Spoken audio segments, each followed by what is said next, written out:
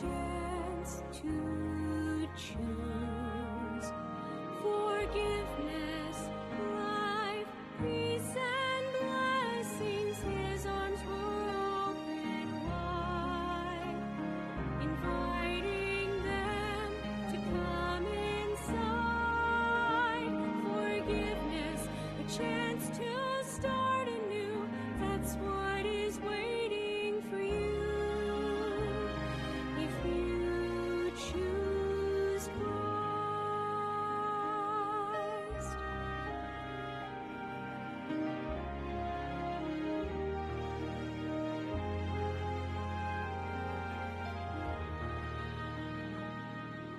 Today, my friend, do you know He's calling out to you? He doesn't care what you have done. It only matters what He'll do. Although you may have turned away, you might have told Him no. He wants to give you one more chance. He wants to show forgiveness, life, peace, and blessings. His arms are open wide, inviting you to come inside. Forgiveness, a chance to start anew. That's what is waiting for you. If you choose Christ. The soldiers mocked His holy name. The council said He was to blame. His followers denied Him. His friends, they betrayed Him. Still He said,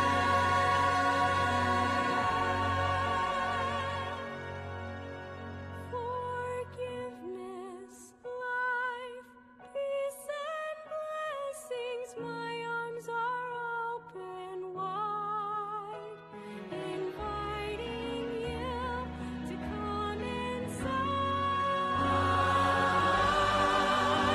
Forgiveness, chance to start anew. That's what is waiting for you. If you choose Christ,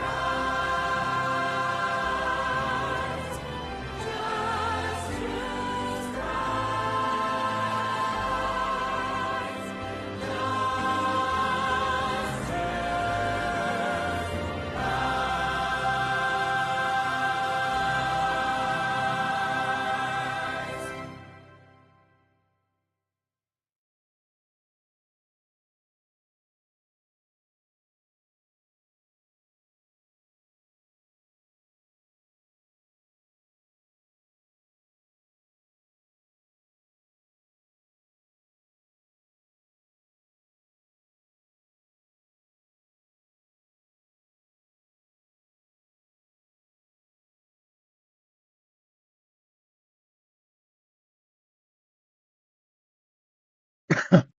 Good morning, and thank you for joining me. This is a bit unusual. I've got to figure out how to do simulcasting because Rumble is down today. Oops,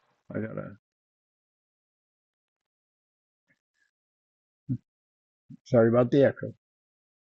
It'll disappear shortly. But anyway, pardon me. Rumble is down this morning, and this is my first time live streaming to YouTube. It's like going to Babylon and preaching against Babylon.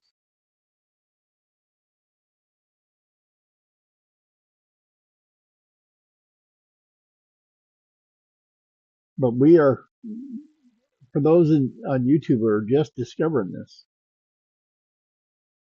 I don't expect a lot of chat today because of the situation. Normally I'm on rumble.com. Rumble supports free speech far better than other platforms. And other than when they have denial of service attacks against them, like today, life is good there. And I'm going to keep there. And I will continue to do taped broadcast here, except for today's like today when Rumble is down. And the thing is that I'm just having the Bible read, but you never know on YouTube what you're going to attract. And so who knows how long any of my posts will be or my streams will be on YouTube, but they're on there for now. We have a good group over at Rumble though. I have over 100 followers and life is good. I need to do one more share. I need to share to Facebook.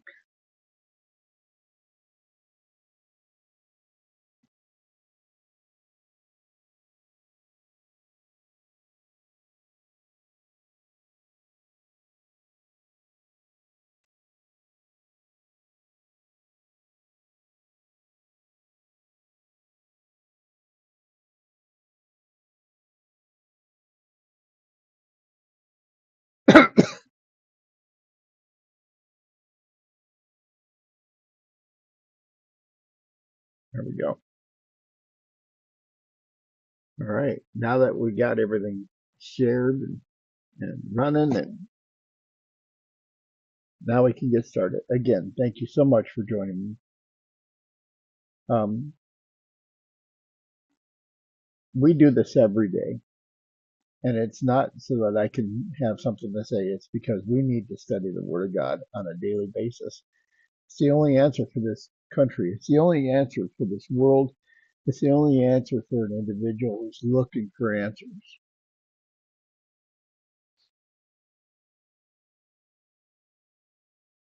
All right, so let's get started. The way we do this is we read through the chapter first, and then we discuss it. By the way, the audio version that I use is from YouVersion. I'm going to post the link in chat so that they get full credit. I used to use the Alexander Scourby recording that I have. I bought the CDs and I used them forever until the Alexander Scourby rights holders told me not to do that. Once they told me not to do that, I don't do that. Hopefully, YouVersion won't have a problem with it. If they do, we will cease and desist, and we will read it ourselves, and then we'll only have a problem with Oxford at Cambridge because it is the King James version, and supposedly they have a 500-year or 400 years so far copyright on it. So I might get dinged in England.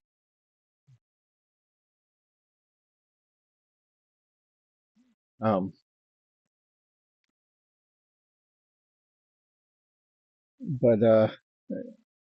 if England has a problem with it, hey, you should have fought harder 200 years ago. 250 years ago. That's right. In 2 more years, it's going to be not the bicentennial, the bi-semi-centennial. I don't know how you would say the 250-year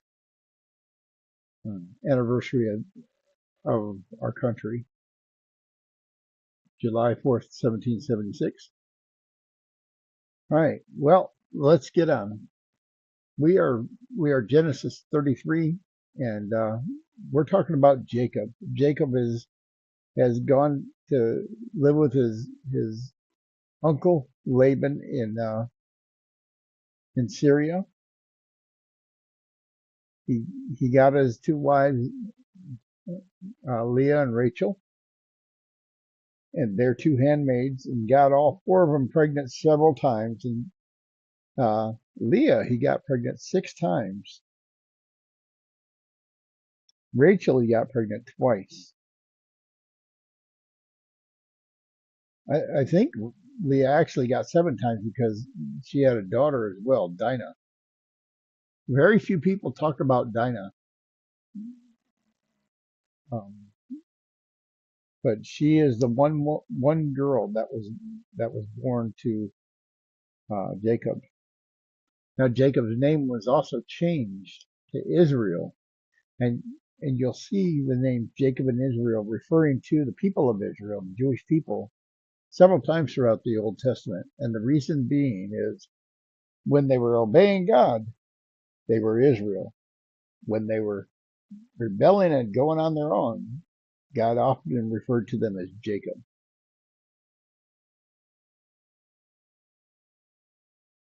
You'll also see that a couple of the tribes that are listed are not part of the 144,000, the 12,000 from each tribe that's listed in the book of Revelation. One of those in particular is Dan. Dan was the child of one of the handmaids, and also Dan rebelled against the other children of Israel, and we'll see that as we get into the Old Testament history.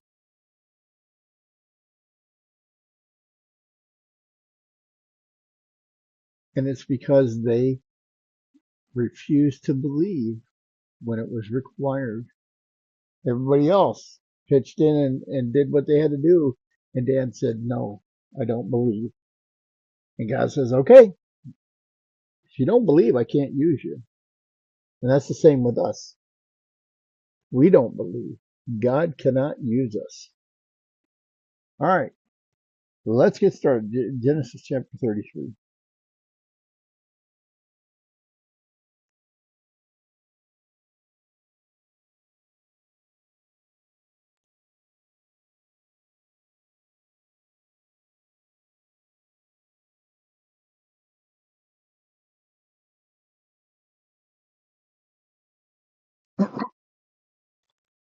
Oh, sorry about that. I, I'm putzing with the soundboard. Sorry, I forgot to unmute. Try again. Genesis 33. And Jacob lifted up his eyes, and looked, and behold, Esau came, and with him 400 men. And he divided the children unto Leah, and unto Rachel, and unto the two handmaids. And he put the handmaids and their children foremost, and Leah and her children after, and Rachel and Joseph hindermost. And he passed over before them, and bowed himself to the ground 7 times, until he came near to his brother. And Esau ran to meet him, and embraced him, and fell on his neck, and kissed him, and they wept. And he lifted up his eyes, and saw the women and the children, and said, Who are those with thee? And he said, The children which God hath graciously given thy servant. Then the handmaidens came near, they and their children, and they bowed themselves. And Leah also with her children came near, and bowed themselves. And after came Joseph near, and Rachel, and they bowed themselves. And he said, What meanest thou by all this drove which I met? And he said, These are to find grace in the sight of my Lord. And Esau said, I have enough, my brother, keep that thou hast unto thyself. And Jacob said, Nay, I pray thee, if now I have found grace in thy sight, then receive my present at my hand, for therefore I have seen thy face as though I had seen the face of God, and thou wast pleased with me. Take, I pray thee, my blessing that is brought to thee, because God hath dealt graciously with me, and because I have enough.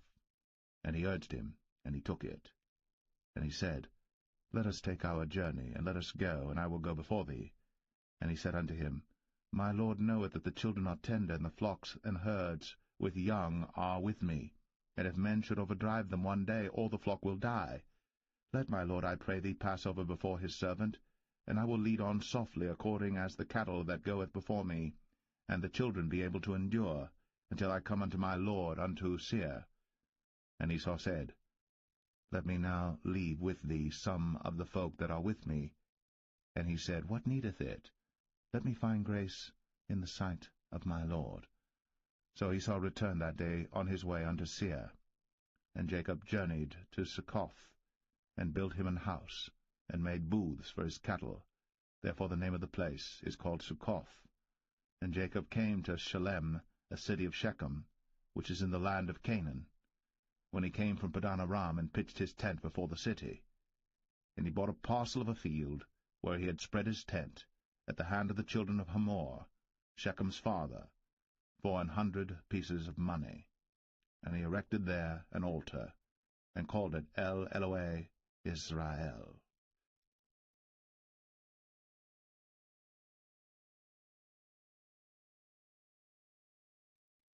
Genesis 34.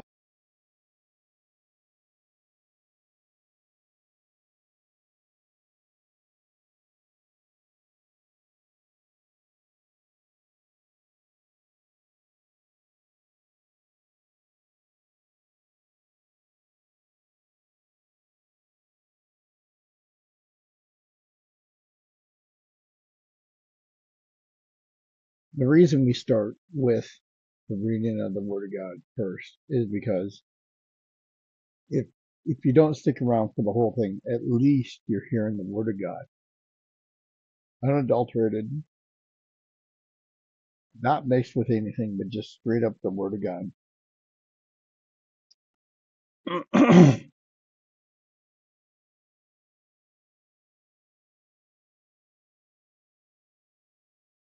Now what we do is we go back and we start with the first verses, and then we talk about it. Genesis 33. And Jacob lifted up his eyes, and looked, and behold, Esau came, and with him 400 men. And he divided the children unto Leah, and unto Rachel, and unto the 2 handmaids. There's been a little bit of dispute about this division. The reason Jacob divided his group like this into the handmaids, Leah and Rachel, is because he didn't know for sure what Esau was going to do. He knew what God told him, but he didn't know for sure how Esau was going to be. And so he divided them up in case he was attacking, the other groups could get their distance. It is interesting that he puts the 2 handmaids first, then Leah, then Rachel. And the reason is because the most likely attacked one would be the first group. And so even here, the schisms between Jacob and his wives is because of the favoritism that Jacob played. Because he was making sure that nobody got to Rachel and Joseph. And he put the handmaids and their children foremost, and Leah and her children after, and Rachel and Joseph hindermost. And he passed over before them, and bowed himself to the ground 7 times, until he came near to his brother. Now, he did not stay in the back with them. He went forward first. Jacob is becoming a man, and he's taking the brunt of anything that comes at him. But he's coming with a humble spirit. And this shows how you should reconcile with people. Yeah, even if they're the one that did you wrong, You go to them with a humble spirit and seek reconciliation. That's the whole message of the Old and New Testament, is God reconciling man with himself. And the thing is that God did everything. What is it that we did to be reconciled with God? Nothing.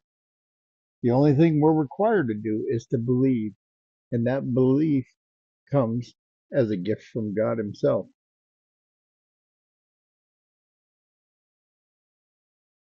And if you fail to believe, but you have a desire to, the prayer that that is put out in the New Testament is, I believe, help my unbelief.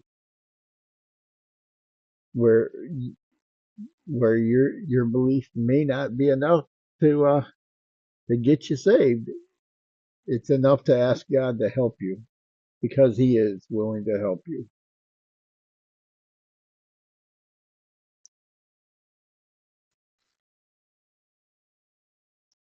Fortunately, Jacob's been gone over 20 years, and during that 20 years, God has blessed Esau to where he's forgotten any ill will that was caused, and God has made him a nation of his own.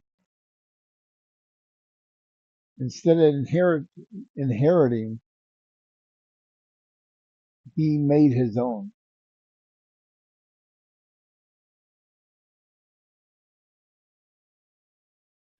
And Esau ran to meet him, and embraced him, and fell on his neck, and kissed him, and they wept. And he lifted up his eyes, and saw the women and the children, and said, Who are those with thee? And he said, The children which God hath graciously given thy servant. Then the handmaidens came near, they and their children, and they bowed themselves. And Leah also with her children came near, and bowed themselves. And after came Joseph near, and Rachel, and they bowed themselves.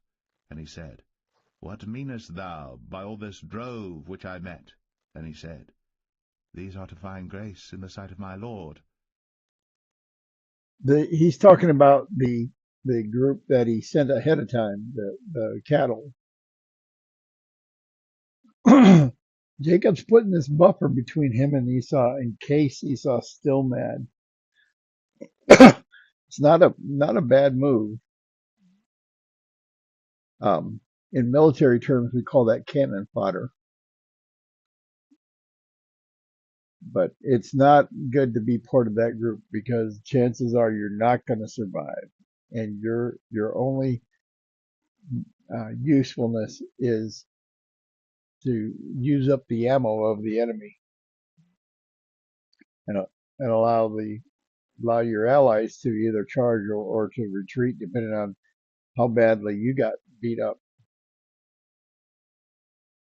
Being cannon fodder is not a fun thing to be, and often it sacrifices some of the most talented soldiers you have on an individual basis. That is, a lot of times in the movies you see that the guy who's already been injured and can't quite run, he says, "Look, I'm going to buy you some time. Give me a machine gun and some hand grenades, and I'll hold them off as long as I can, so that you guys can escape." That's what cannon fodder does.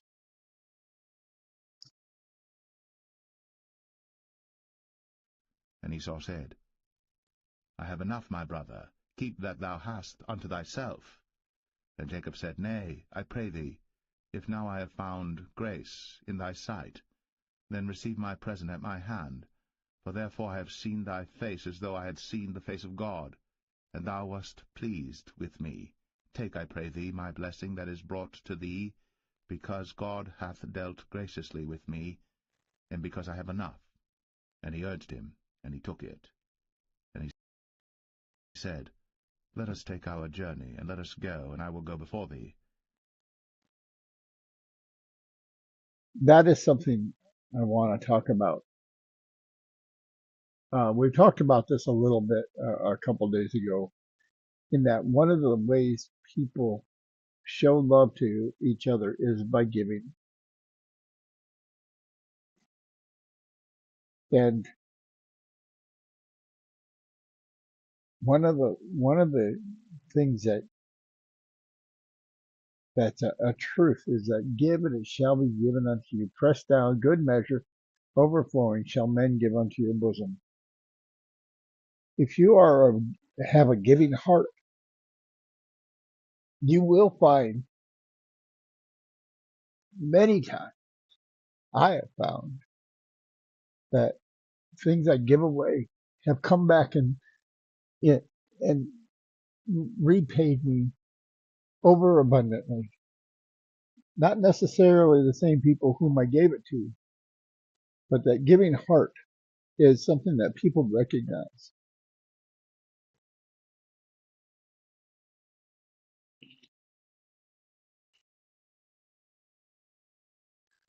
One of the hardest things for me, it's pretty humbling, is when people offer me gifts.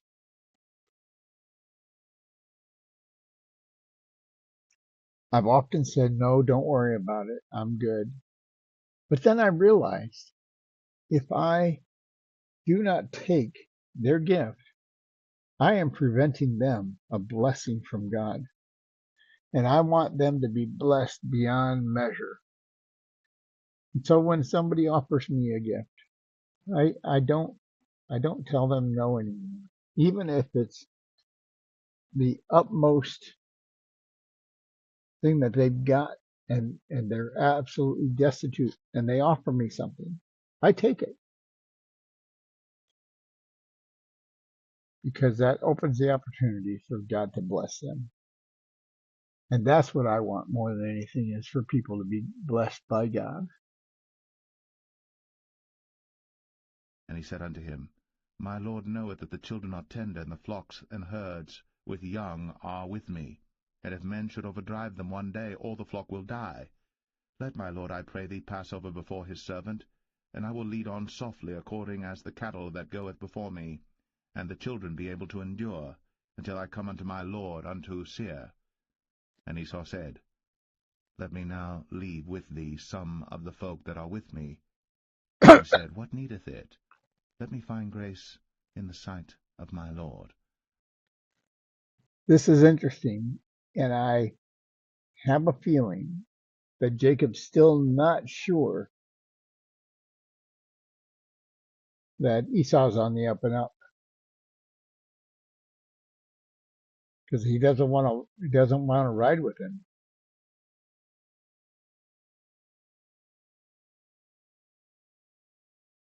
And he doesn't even want some of his hired guys, his protectors, to ride with him.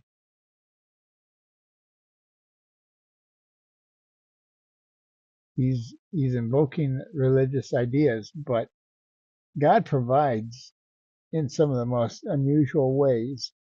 And for us to deny God's provision because it's not the way we expected it is a wrong move. When God provides, we just accept it and keep on. Jacob is a little different. He's like, nah, God's going to take care of me. But you know what? Sometimes God takes care of us by using people that we wouldn't expect, because he's using that as an opportunity to interact with those people more. Um, I, I'm only surmising because it doesn't really show to me. Maybe it is in the Hebrew, but I don't understand Hebrew yet. I only understand certain words, and then only rudimentarily. There we go. All right, let's finish up. So Esau returned that day on his way unto Seir. And Jacob journeyed to Succoth, and built him an house, and made booths for his cattle. Therefore the name of the place is called Succoth. And Jacob came to Shalem, a city of Shechem, which is in the land of Canaan. when he came from Padanaram and pitched his tent before the city. And he bought a parcel of a field, where he had spread his tent, at the hand of the children of Hamor, Shechem's father, for 100 pieces of money. And he erected there an altar, and called it El Elohe Israel.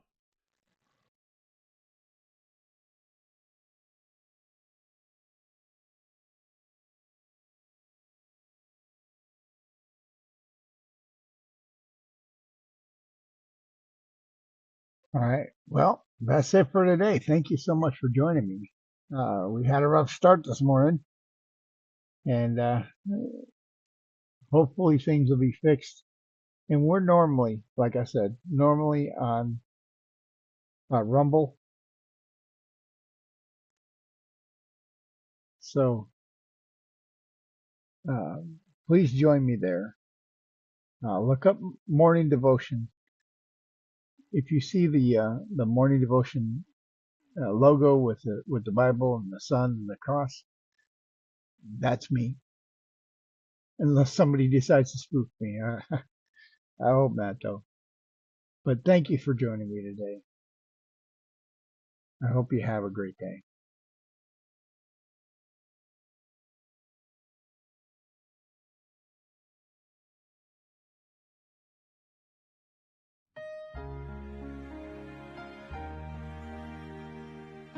By the way, the music that you hear is the people of my church, our choir, and I broadcast it by permission. Was a time so long ago when Jesus walked the earth. His loving eye, his healing hand brought new life, brought new birth. Although the ones he came to save despised him and refused, still he loved, still he gave the chance to choose forgiveness, life, peace, and blessings. His arms were open wide, inviting them to come inside. Forgiveness, a chance to start anew. That's what is waiting for you if you choose Christ.